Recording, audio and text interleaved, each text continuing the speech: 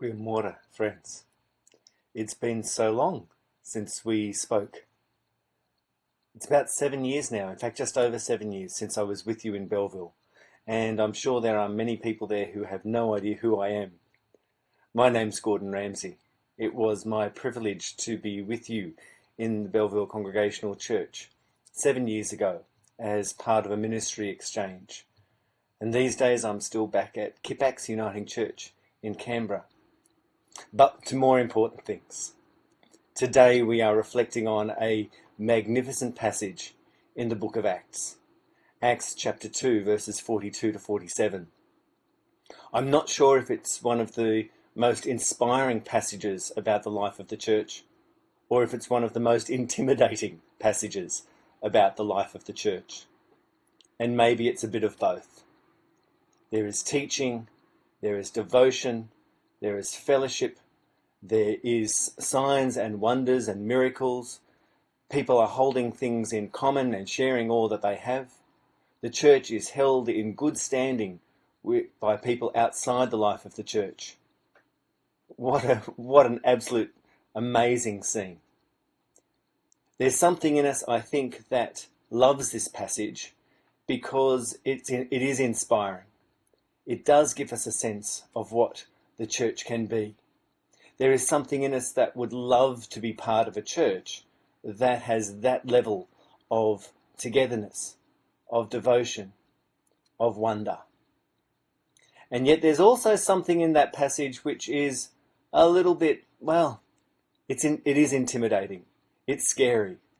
There is something that says, I'm not sure that that's the sort of church that I need to be part of, because that requires of me something that I'm not sure I'm ready to give. Inspiring and intimidating.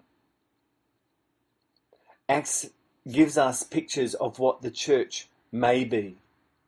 It's not always what the church is, and we would all have our stories of what sometimes the church becomes instead of what we would like it to be. But let's today spend some time with that passage, and I would invite you to be thinking about one particular area of the life of the church as it's described in the book of Acts. In most churches, and I know that it's the case with Bellville as well, there is teaching, there is devotion, there are signs and wonders, there are sharing of resources and of time and of skills. It's like that in Bellville. It's like that at Kippax. It is like that in so many places. What I'd invite you to be thinking about today is, do you have a sense of that is an awesome thing? Is there a sense in which you are held in amazement about the way that God is working? Has it become that we simply expect churches to have teaching, to have devotion, to have signs and wonders? Do we simply expect that the church will have it so that people will share their time and their resources with each other?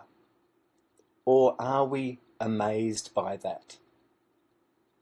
I want to share with you 3 brief stories about the life of Kippax. And in doing that, I would invite you to think through, what are the stories of Bellville? At Kippax, I was amazed recently. I was delighted. I was awestruck in a true sense when I heard the story of someone who had been on a pilgrimage into the desert of Australia. And in that time, this person, a member of the congregation, was stunned by the wonders of God there. What she realized was the vastness of God's love, but also the vastness of God's creativity. As she lay under the stars, and she stopped and paused and wished she could be there longer. It was an awesome time. Recently, one of the staff people here at Kippax, who is a counsellor working with people in high levels of need, stopped and spent some serious time with a person, one of our clients, who had some very severe mental health issues and was having an episode which was quite confronting for all around. And our staff person put themselves right into the midst of that circumstance and stayed with that client through a very, very difficult time for them. That was an awesome thing to be doing. Also recently, a young person in the life of the community here had their father die, rather unexpectedly, and very young. And what I was amazed at, awestruck by, was the fact that one of that person's friends, who is part of the life of this congregation, invited them along simply to our youth group. They were playing messy games, shaving cream, slime, flour. It was a very, very messy time. But it was a time for this person whose father had died simply to be able to connect with others, to smile and relax. That was an awesome experience. They are 3 everyday experiences, but things that we should be awestruck by. I hope that we, in each of our settings, whether it's at Kipax, whether it's at Bellville, or wherever it may happen to be, get a sense of the awesomeness of God and never take it for granted. Acts chapter 2 invites us never to take those things for granted. Maybe I could even be as bold as to set you some homework. I wonder what would happen if each day, for one time each day, we deliberately stop and notice something that is going on and see how it is that God is involved. Let's slow ourselves down for long enough to be able to notice what God is doing.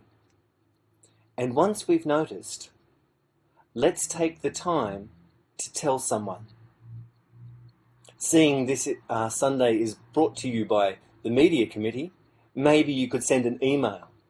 Maybe you could put it on the Bellville Congregational Church Facebook page. Maybe you could ring someone. Maybe you could even sit down and speak with someone face to face. But share those experiences.